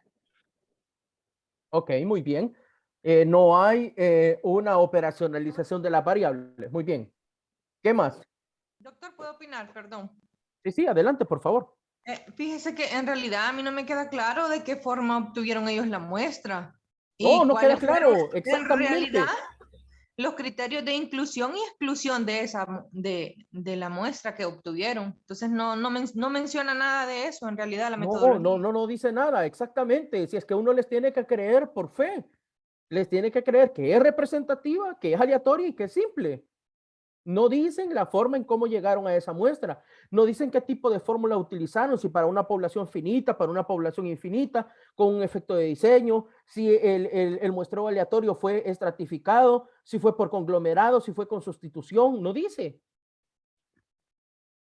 Y aparte, tampoco sabemos cuál es la muestra que obtienen de cada uno de ellos porque nos la dan en porcentajes.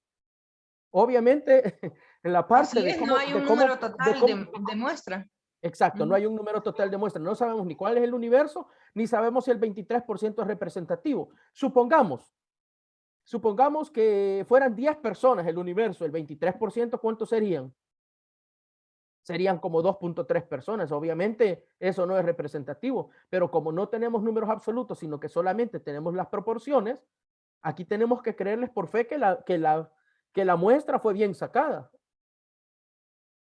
Muy bien. Ahora, del lado derecho de esta lámina, también tenemos un montón de improperios. ¿Quién me dice más de las cosas que podemos hablar de esta lámina? Adelante, doctor Cobar. Bueno, como en primer lugar, y vuelvo con lo del anterior, ¿verdad?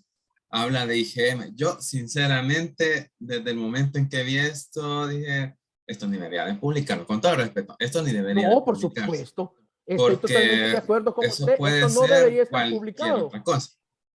Digo, por ser Correcto. así bien tajante, ¿verdad? Es que Lo cierto, otro me doctor, así hablan es. de estudio descriptivo, y corrija si me equivoco, pero luego me hablan de que se va a meter a variables cuantitativas y cualitativas, las dos cosas. Se supone que voy a describir. No sé si siento ahí me genera algo de ruido. Muy bien, en esa parte, ¿qué me puede decir de eso? Vaya, con respecto, por ejemplo, dice, en primer lugar, como usted menciona, la verdad es que no entendí lo de la población, ni la muestra, ni siquiera menciona si hay la significancia. O sea, muy bien, la parte de las variables cualitativas y cuantitativas. Sobre ese punto, ¿qué podemos decir? Ese ruido que le hace a usted y que a mí me hace un ruido terrible también, como maestro de estadística que soy. Para empezar, o sea, lo que no entiendo es en qué forma sacaron las variables, las cuantitativas, eso. ¿De qué forma? Ahí es Fíjense que dice ahí que le va a dar un tratamiento de acuerdo a su distribución. Primero, no nos ha presentado cuáles son las variables. Segundo, no nos ha dicho qué test va a utilizar para conocer su distribución. No sabemos cómo son esas variables, si son normales o no son normales, si tienen medidas de tendencia central que las agrupe o tienen medidas de dispersión que las describa. No nos dice tampoco cuál va a ser el tratamiento estadístico que les va a dar. Dice que de acuerdo con su distribución, o sea que vamos a asumir que hicieron por separado ellos ese análisis, ya conocen la distribución de cada una de ellas, pero tampoco nos dice cuáles son esas medidas estadísticas. Si van a hacer una comparación, ¿qué van a comparar? ¿Lo van a hacer a través de un chi cuadrado? ¿Van a hacer con estas medidas una T de Kendall? ¿Qué van a hacer? Si se trata de una escala paramétrica, ¿qué medidas van a emplear? Si las variables que resultaron después de esa distribución son normales, ¿cuáles son las medidas de normalidad que van a utilizar para demostrar esa comparación? No dice. Ahí solo dice que de acuerdo con su distribución se le dio un tratamiento estadístico. Pero no sabemos. Fíjense que este era uno de los errores que mencionábamos de los participantes del TEFINET, que no nos dicen cuáles son las medidas estadísticas que utilizan para llegar a conclusiones. O sea que todo lo que ellos encuentren nos lo tenemos que creer por fe, porque no sabemos cuál es el tipo de cálculo estadístico que le practicaron a cada una de las variables, que hasta la fecha tampoco nos han presentado cuáles son, porque no hay una tablita donde nos hayan operacionalizado las variables. Miren qué relevante y cuánto ruido me hace a mí también justamente esa parte sobre la que llama la atención el doctor Cobar. Bueno, continuemos con los grupos de edades. ¿Qué les parecen las distribuciones de esos grupos de edad?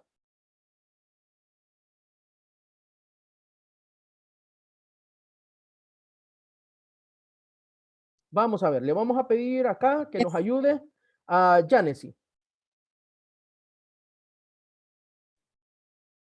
Quizás la forma en que los han agrupado, no.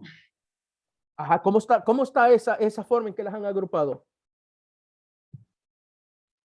No se los pudieron haber agrupado de 10 en 10.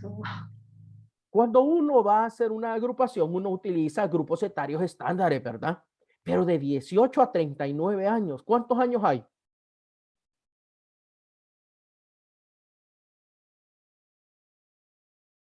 ¿Cuántos años hay en el tramo de 18 a 21. 39? Más de 20 años. De 18 a 39 hay 21 o 22. 21. Bien, y en el tramo de 40 a 69, ¿cuántos hay? 29. 29. 29. Vaya, desde ahí queda claro, fíjense, que ni siquiera los grupos tienen, digamos, un intervalo regular entre ellos. Hay un grupo que es pequeño y hay un grupo que es más grande, y el grupo de 70 en adelante que puede ser, no sé, hasta de 110 años. Supongamos que tiene 30 años por lo menos, pues, y que la última persona que vieron tenía 100 años. Imagínense, tienen grupos construidos de una forma arbitraria, desigual y cuando menos poco frecuentes en cuanto a términos de cómo se plantean los grupos etarios a nivel mundial. Eso ya produce una gran dificultad para comparar los resultados que yo he obtenido con resultados que se hayan obtenido en otra latitud.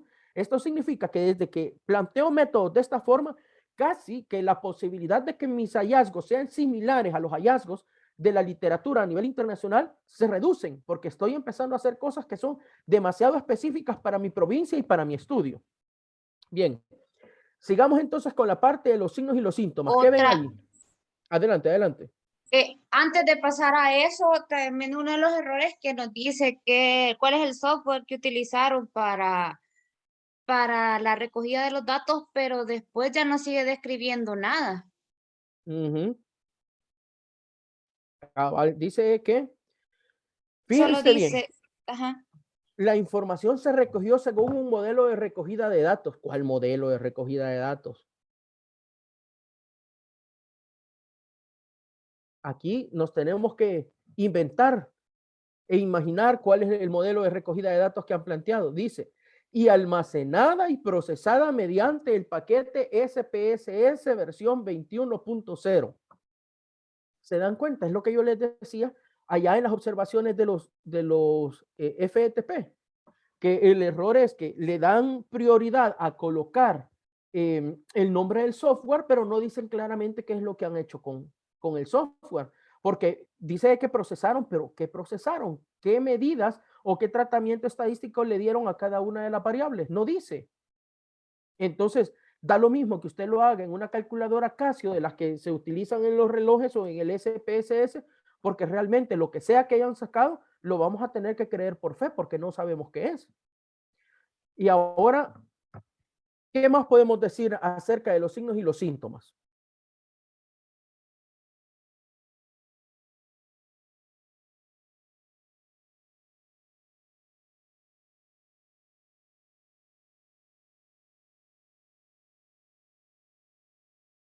Doctor, no sé si me equivoco, pero no hay un orden porque primero dice signos y síntomas, luego pone hallazgos clínicos y luego vuelve a hablar de signos de alarma. Entonces no hay un orden. Hay un gran desorden. Ajá. Muy bien. Muy bien, hay un gran desorden. Y vuelven a meter, fíjense, más abajo, entre paréntesis, entre las formas graves, el shock por dengue. Quiere decir que si bien se han metido a la nueva definición de caso que establece la OMS, OPS, ellos siguen concibiendo el shock por dengue. Es algo que lo siguen teniendo metido en la cabeza y que todavía no se han dado cuenta que la gente se muere sin necesidad de estar chocada y sin necesidad de sangrar. Algo que el estudio DENCO desde el año 2012 demostró que las personas pueden morir por dengue y no hace falta estas dos formas clínicas. Bien, ¿algo más al final? En la última línea, ¿algo que les llame la atención? Lo del estudio, doctor, que ha sido aprobado por el Consejo Científico del Hospital. Bueno, normalmente no recuerdo haber leído en otro artículo de que se incluya esa parte, como que es para darle como relevancia, quizás siento yo, de que se describió ahí. Es parte de las cuestiones éticas. Fíjense que está permitido, pero tiene un grave error. ¿Quién me ayuda a identificar cuál es el error? Tiene que haber sido aprobado por un comité de ética, para empezar. Ajá, vaya, los supongamos métodos que y este comité científico ha de ser el comité de ética. Pero Entiendo no que es el así le llaman. apartado. Hay un Ajá, apartado para eso. muy bien. No Ok, describe de qué, en el apartado, ¿qué más? no describe el nombre del hospital. Solo dice el hospital. ¿Cómo no? Al principio, en la cuarta línea del primer párrafo dice en el HGAL, que si no me recuerdo mal, por aquí están, déjenme ver. Dice Hospital Gustavo Aldereguía Lima. Sí, ya nos lo había mencionado. Pero una pregunta, ¿cuándo uno debe de consultar a un comité para pedir autorización? ¿Cuáles son los tipos de estudios en los cuales uno requiere los estudios experimentales. Muy bien. Y controlado. Y O aquellos... un informe de casos también. Muy bien. ¿Qué Cuando se características trabaja deben de con tener este tipo de poblaciones estudios? En vulnerables. algunas ocasiones. Muy bien, cuando se trabaja directamente con personas, ¿verdad? ¿Y qué es lo que declara en los métodos este estudio? ¿Se trabajó directamente con las personas o qué es lo que se hizo? Revisión de expedientes clínicos. Un análisis de la base de datos. Aquí dicen, miren, al final del primer párrafo. Dicha información se obtuvo de la base de datos del Centro Provincial de Higiene y Epidemiología de Cienfuegos. Fíjense qué errorazo ese, ¿verdad? Están haciendo una revisión de base de datos, o sea, un análisis de sistemas de información, y van y someten todo esto, este protocolo, a una aprobación del Consejo Científico del hospital, que seguramente le ve la ética también. O sea, hay una contradicción ahí sobre cuáles son los tipos de estudios que deben de ser aprobados o no por un comité de ética. Porque incluso Bien, continuamos. Vamos a ponerle puntuación a esto entonces. ¿Sí? Sí, doctora, adelante. El comité de ética también tiene que ver según si es, por ejemplo, si fuera algo que tuviera que involucrar, así como lo mencionaba José, lo de las experimental, tendrían que ver incluso los criterios de Helsinki, pero aquí más parece que es un descriptivo. Exactamente, eso fue lo que dijeron ellos al principio, que se trataba de un estudio descriptivo comparativo de corte transversal. Y lo quieren combinar. Sí, realmente no tienen ni muy claro tampoco qué es lo que están haciendo. Entonces, en cuanto al diseño del estudio y la temporalidad, ¿cuánto le ponemos?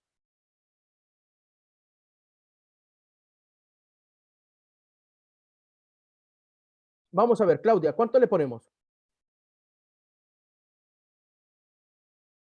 En el diseño, 3. En cuanto al lugar o escenario donde se desarrolló el estudio, ¿cuánto le ponemos, Georgina?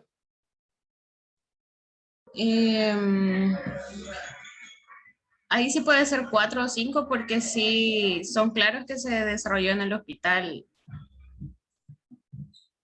de Cienfuegos. No recuerdo el nombre del hospital exactamente. Aunque el escenario está un poquito mal construido, ¿verdad? Porque todos los que participaron tienen como criterio tener una IgM positiva y con ello se les da como pacientes confirmados.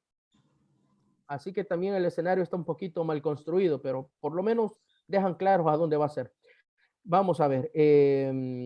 Milena, ¿se explica coherentemente la forma de obtener la muestra representativa? No, doctor, es lo que hablábamos, que no está ¿Cuánto le para ponemos? nada definida. ¿Cuánto le ponemos, Milena? Ahí sí creo que nos quedamos con 1, porque no dice para nada de dónde lo obtuvieron. Perfecto, yo también le pongo 1. Vamos a ver, José Sorto. ¿Hay criterios de inclusión y exclusión en este documento o aplican? No, doctor, no hay. ¿Y aplicarían? Sí, la verdad que sí, tendrían que aplicar. Bien, ¿cuánto le ponemos? 2 quizás, o 1. Perfecto, 1. Muy bien, vamos a ver entonces. Pamela, las variables fueron medidas y se dio a conocer su escala de medición.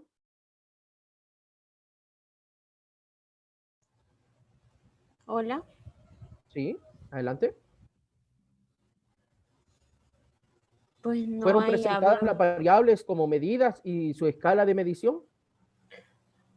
Habla de las variables, que habla de los signos y síntomas, habla las edades de los participantes, ¿verdad? Pero es Ujú. algo, ya lo hablábamos muy generalizado. Muy Y bien. escala de medición, pues no. Ujú. Ok. ¿Cuáles son las escalas de medición que puede tener una variable? Hola. Hola. ¿Cuáles son las escalas de medición que puede tener una variable?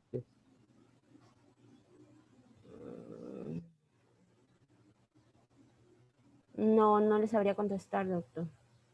Bueno, se las dejo de tarea. Revísela. Son la escala de rango y la escala de intervalo. Ahí le da una revisadita cuando pueda. Gracias. Bien, explica el plan de recolección de datos. Veamos. Karen, ¿se explica el plan de recolección de datos? ¿Y el plan de análisis de datos están debidamente explicados? No. Ninguno de los dos, ¿verdad? Solo dice que se van a No, recoger los datos de acuerdo con un plan de recolección, ¿verdad? Y nos toca pero no explica. imaginarnos cómo es ese plan. Muy bien. ¿Cuánto les ponemos? Yo les pusiera 1.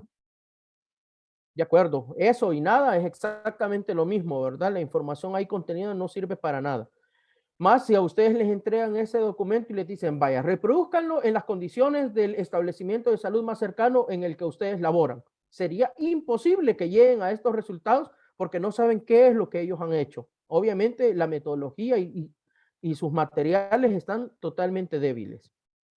¿Describe las métricas estadísticas utilizadas? No, ¿verdad? 1.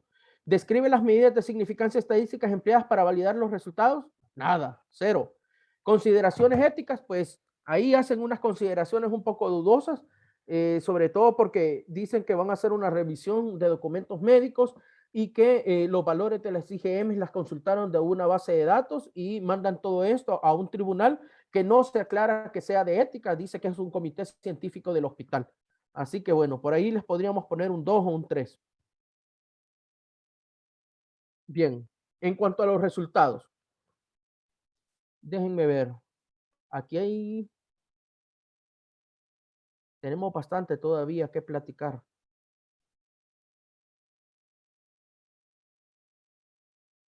Veamos, quizás voy a leer yo esta parte de tal forma de que podamos avanzar un poquito, porque me gustaría que llegáramos hasta la última parte para que ustedes tengan una noción de cómo van a ir haciendo este ejercicio en sus grupos de 3 y que finalmente ustedes van a hacer la evaluación que me van a mandar a mí. Bien, resultados. La media de edad para la serie A fue de 42 años con una desviación típica de 14 años. Vaya, fíjense, lo primero, si hablan de una media y una desviación típica, están diciendo que la edad es una serie normal de datos, lo cual es un poco dudoso cuando ustedes miren las N que están ahí. Hay 32 en el grupo de 18 a 39, hay 46 en el grupo de 40 a 69 y hay 5 con más de 70 años de edad. Obviamente, con solo revisarlos, incluso si ven la proporción que tienen a la par, se nota que no es una variable normal. Y como no es una variable normal, no deberían de estar analizando esto por medias ni por desviaciones típicas. Fíjense que la desviación es de más o menos 14 años. Si el centro o la media sobre la cual gravita este grupo es de 42 años, la desviación va quitándole a 42, 14 años y sumándole a 42, 14 años. Y en ese intervalo se están moviendo la mayoría de los datos. Obviamente se trata de una serie no normal de datos. O sea, es un despropósito estadístico esto que acaban de hacer. Existió un predominio del sexo femenino con una razón de mujeres de 1.4 a 1. Dice la serie B demostró una media de edad de 45 años con una desviación típica de 16 años y una razón de masculinidad de 1.3 a 1. Obviamente, ambas poblaciones están igualmente dispersas, ambas grupos son no normales y ambas tienen un predominio de mujeres respecto de hombres, una de 1.4 y la otra de 1.3 a 1. El análisis de los grupos etarios en ambas series expresó el predominio de la población comprendida de 40 a 69 años. Pues es obvio que iban a encontrar más gente si es el grupo de edad que tiene un intervalo más grande, tiene 30 años, bueno, tiene 29. Es obvio que iban a encontrar más personas en ese grupo. Así como la menor cantidad de casos en los menores de 70 años, también para las dos series. La distribución, atendiendo el color de la piel, expresó para los dos grupos de... Ay, señor.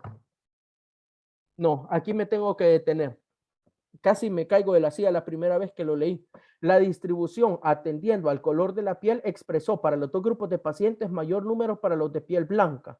En la A, 62 pacientes y en la B, 237 pacientes. Para el primer grupo, eso representó el 74.6% y para el segundo grupo, el 69.4%. ¿Alguien me puede decir qué sentido tiene hacer un análisis por color de piel con una enfermedad que está mediada por la picadura de un artrópodo? No tiene absolutamente No nada hay que ver. ninguna. Es un factor de riesgo el color de la piel. No. No. Al menos en ese tipo de enfermedades. Tal vez el ¿no? sabor de la sangre en todo caso. Miren, algo se ha descrito acerca de los grupos sanguíneos y de la forma en que la transpiración de algunos grupos poblacionales de algunas razas es, digamos, de predilección por el mosquito respecto de otras, pero por el color de la piel. De verdad que esto es lo más absurdo del mundo que yo he visto. Y esto es tan absurdo que más adelante ellos mismos se disculpan y terminan explicando que en la provincia de Cienfuegos la mayor cantidad de las personas que viven son personas de piel blanca. O sea que simplemente fueron a encontrar la proporción de habitantes que fueron picados, que coincidentemente también son de piel blanca porque viven más blancos que morenos en esa zona.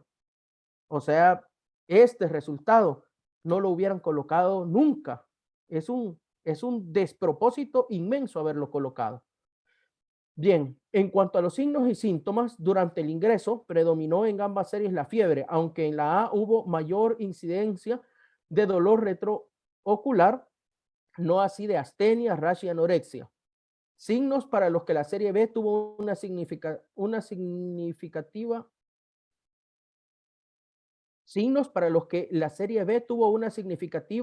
mayor cantidad de casos.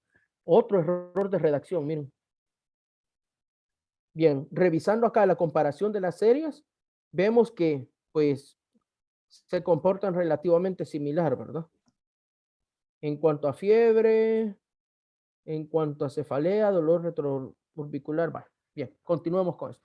Los hallazgos paraclínicos más frecuentes fue el predominio linfocitario con significación clínica en ambas series. Sin embargo, en la serie B hubo mayor incidencia de linfocitos reactivos y de leucopenia respecto de la serie A.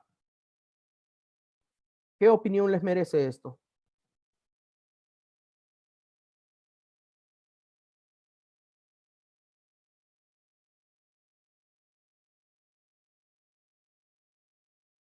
Jorge. Estamos en el paraclínico más frecuente. En la tabla número 3, en los hallazgos paraclínicos más frecuentes.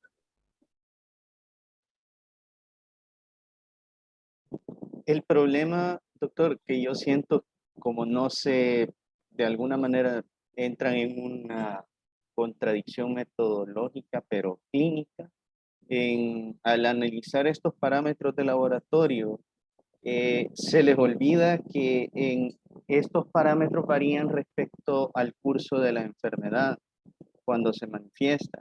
Y en este estudio que se hizo en el 2015 se habla específicamente en los periodos en que se toma cada muestra sanguínea, porque tiene su característica también la toma de muestras para esta enfermedad.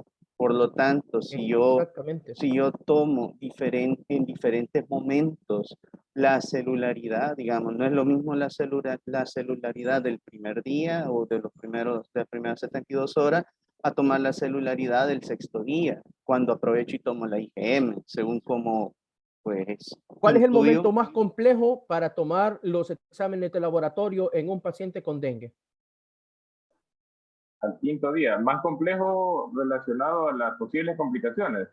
Sí, y de acuerdo a la celularidad de la que estábamos hablando, de los parámetros de las series blancas y rojas del hemograma. Sí, sería el quinto día. En el momento de la defervescencia de la fiebre, que es allá por el cuarto día, ese es el momento más complejo.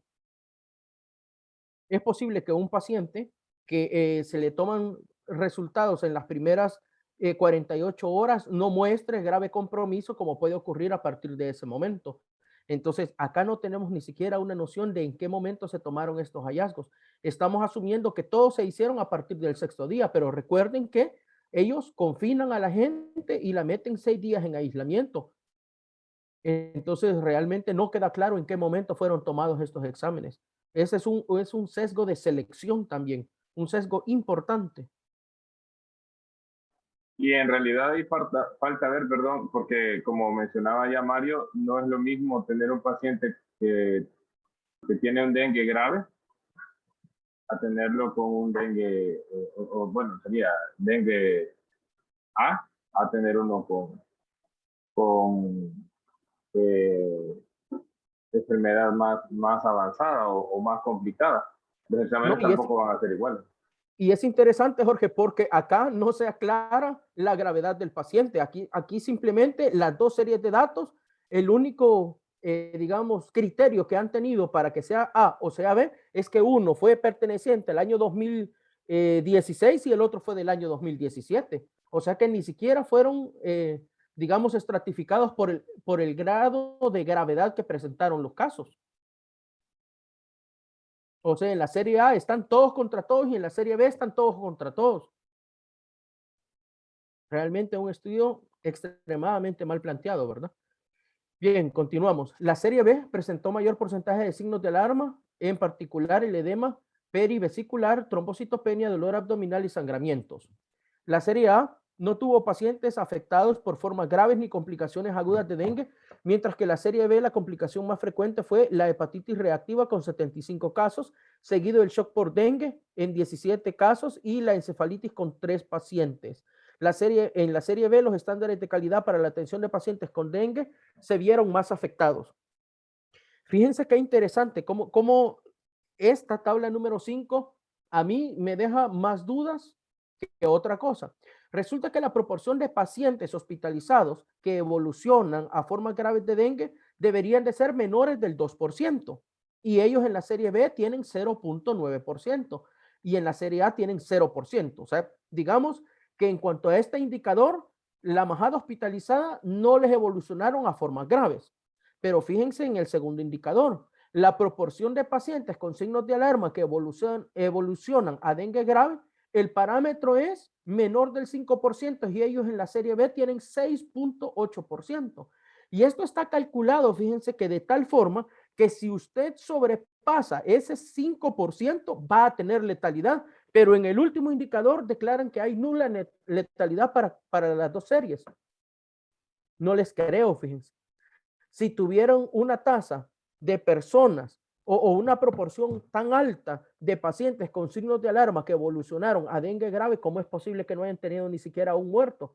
Y otra cosa, también aquí hay una mentira metodológica. El parámetro internacional de letalidad de personas que fallecen de dengue no es del 2%, es del 1%. Se espera que 1 de cada 100 de las personas que tienen dengue grave fallezcan.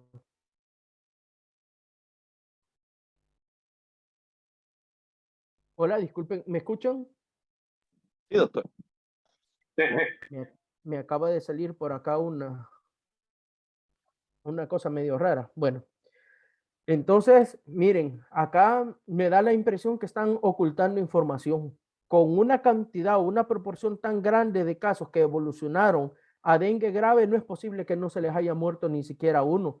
Y declaran 0% en ambas. O sea que aquí también me da la impresión que están falseando datos. Bien, en cuanto a esta matriz, no repite métodos ni incluye análisis en esta sección, pues no, ¿verdad? No lo hace. Aquí deberían de tener 5. ¿La explicación de los resultados se hace en términos simples? Pues no se hace en términos simples. Hay mucha información que se omitió, sobre todo que pierde a los lectores. A esto le podríamos poner un 2. da los números totales junto con las proporciones, eso sí se hace en las tablas, así que esto tendría un 4 o un 5. Respalda las declaraciones con datos en la oración, pues no, hay una gran cantidad de información omitida, cosas que no sabemos y declaraciones que se están haciendo y nos dejan dudas a creer que están omitiendo datos. No duplica información, no repite el texto presentado en las tablas y en las figuras, pues afortunadamente eso no se hace, aquí tendrían 5.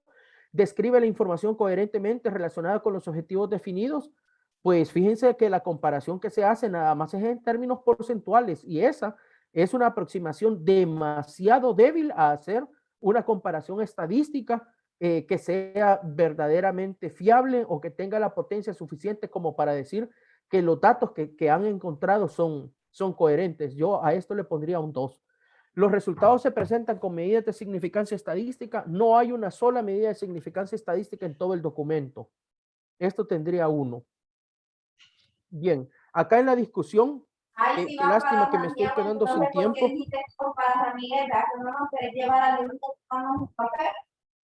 Creo que alguien tiene abierto el micrófono. Nos hacen el favor de cerrarlo. Doctora. Sí, adelante. No, la doctora Karen tenía el micrófono. Sí, así veía. Bien. Lástima que me estoy quedando sin tiempo, de verdad, lamento, pero bueno. La lógica de lo que ustedes acaban de ver ahorita es prácticamente lo que ustedes van a hacer en sus grupos. Van a leer, primero van a buscar un artículo, el que ustedes consideren de su, digamos, del tema que ustedes más dominen o algo que a ustedes les interese. Van a hacer grupos de 3, se van a sentar, lo van a discutir, le van a colocar una ponderación y luego van a elaborar un informe escrito. El informe escrito va a ser de 3 páginas, como les decía al principio de la clase. La primera va a ser la portada y la segunda va a ser la consolidación de estas matrices. Y luego esta actividad la van a acompañar con un video donde ustedes justifiquen justamente lo que acabamos de hacer, ¿verdad? No hace falta que vayan colocando parte por parte el artículo que ustedes han colocado. Basta con que al principio ustedes me coloquen la URL y yo pueda tener acceso al documento. Yo lo voy a imprimir, lo voy a leer, le voy a hacer mis observaciones, voy a ver el video de ustedes, vamos a ver qué tanta concordancia tenemos en cuanto a la valoración y a los puntos, ¿cómo se llama?, que ustedes señalen. Y bueno, sobre la base de esas 2 actividades, pues estaríamos cerrando el primer producto de este registro, ¿verdad? Que sería la presentación oral de un tema abierto. Lamento que ya no me alcance el tiempo para que veamos las discusiones, solo les puedo decir de que acá van más que a describir conclusiones reales, prácticamente a pedir disculpas por un montón de errores que cometieron. Aquí tienen un sesgo epidemiológico porque más adelante aclaran que no han utilizado los mismos parámetros de selección epidemiológicos para los 2 años. Luego explican de que en la provincia de Cienfuegos hay más personas de color blanco y que esa es la razón por la que encontraron una proporción más alta, que no tiene nada que ver con que el mosquito prefiera a las personas blancas, o sea, no hay mosquitos racistas en Cuba. Y finalmente, en los resultados, al final, hay una parte curiosa que yo no la había visto hasta este momento, y es que se describe la contribución de cada uno de los autores. El principal responsable de este despropósito que acabamos de ver se llama Carlos A. García González, que fue quien conceptualizó esto y quien al final se encargó de la redacción, revisión y edición del documento. Así que como ustedes pueden ver, no solamente nosotros los salvadoreños nos equivocamos, ¿verdad? A veces hay gente que en otras latitudes escribe y tienen bastante valor para escribir y poner esto, ¿verdad? Así que no se desanimen. Estamos en este proceso analizando y dándonos cuenta de que el mundo científico es mucho más complejo de lo que creemos, pero que lo que debemos hacer es atrevernos a empezar a escribir y solo eso de verdad nos puede poner en el mapa a nosotros como país. Jorge está solicitando la palabra. Adelante, Jorge. Sí, doctor. Perdón, es con respecto a lo del trabajo. Fíjese que comentarles, nosotros tenemos algunos grupos hechos de 4 personas y de 3 personas para otras materias. Sí. Como ya que mencionaba que era por afinidad, no sé si podemos mantener esos grupos porque en las otras materias los hemos mantenido así de 3 o 4. Creo que son 2 de 3 y los demás son De de 4. 2 y 3. De 2 y 4 son. Vaya, utilicen los mismos. ¿Cuántos suman al final? ¿Cuántos grupos son en total? Ay, sí, no me acuerdo, pero son menos de 10 porque somos como 26. Ajá, son 26, exactamente. Bueno, utilicen esos mismos grupos entonces. Ojalá que no sobrepasemos los 10, porque la intención es que yo pueda leer los 10 artículos, yo pueda hacer la revisión de los 10 artículos, que yo pueda categorizar las 5 matrices de esos artículos y luego las compare contra las de ustedes y escuche sus argumentos de por qué ustedes plantean los puntajes que han puesto. Entonces, si al final se me hacen demasiados grupos o demasiadas matrices, iría un poco en detrimento de la calidad de la evaluación que yo pudiera darles. Y como siempre les digo, si ustedes se esfuerzan en hacer una actividad, pues yo me tengo que esforzar también en revisarla y tratar de guiarles lo mejor que pueda. Pero si ustedes ya tienen grupos formados y ya están por afinidad, pues adelante, continúen con ellos. No debería no debería de causar no problema en pasar de 10, digamos así, la cantidad de grupos, porque como hay grupos de 4, entonces eso, digamos, en 3 grupos de 4, que serían aproximadamente 12 personas, sería como decir 4 grupos de 3 aproximadamente. Entonces quedaría más. Lo que pasa es que los grupos de 2 no sé cuántos sean tampoco, ¿verdad? No son muchos. Ah, no son muchos. Bueno, excelente entonces. Esa sería entonces la idea. Terminen de revisar el documento y contra él, ustedes, ¿cómo se llama? Hagan sus propias ponderaciones y luego empiezan con la tarea, ¿verdad? Tienen una semana para hacerla. La intención, como les decía, tomen un artículo que no sea tan extenso, no se compliquen tanto, utilicen un tema que ustedes dominen bastante bien para que les sea fácil también, ¿cómo se llama? Evaluar algunos errores metodológicos y no solamente de forma, sino también de fondo del documento. Y bueno, el próximo sábado estarían colocando ya la primera parte de esta actividad y la segunda parte, pues, hasta el martes de la próxima semana, que significa la elaboración de un video de 10 minutos. Ustedes escogen al expositor y bueno, les deseo suerte y les agradezco muchísimo la atención que me han brindado en esta tarde. Lamento que no hayamos logrado terminar esto, pero desafortunadamente hacer un taller de este tipo de forma virtual es un poquito complejo, ¿verdad? Así que, bueno, les agradezco, que pasen feliz tarde. Les deseo un abrazo a todos y bendiciones. Cuídense mucho. Cuídense. Muchas gracias, doctor. Igual, doctor. Feliz tarde. Esta semana. Gracias. Cuídense del COVID. Gracias, Acuérdense de feliz utilizar tarde. las medidas de protección personal. Gracias, siempre. gracias. Gracias, doctor. Bueno, doctor.